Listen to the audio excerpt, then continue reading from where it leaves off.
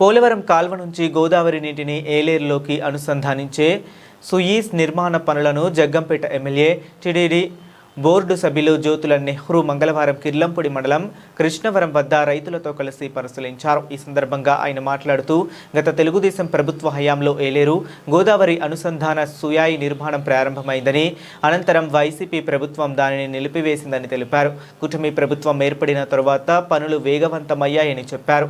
ఈ సుయీస్ ద్వారా జగ్గంపేట, పిఠాపురం, పెద్దాపురం నియోజకవర్గాల్లో 53,000 ఎకరాలకు సాగునీరు అందిస్తుందని పేర్కొన్నారు. నిర్మాణ పనులను మరింత వేగంగా పూర్తి చేయాలని అధికారులకు ఆదేశించారు. కార్యక్రమంలో రాష్ట్ర తెలుగు యువత కార్యదర్శి నీలం Srinu, Yeleru Kirlampudi distribution committee chairman, Jaggampeta market committee director, జిల్లా తెలుగు యువత అధికార ప్రతినిధి బొడ్డెట్ల సుబ్బారావు, అధికారులు, పెద్ద సంఖ్యలో రైతులు పాల్గొన్నారు.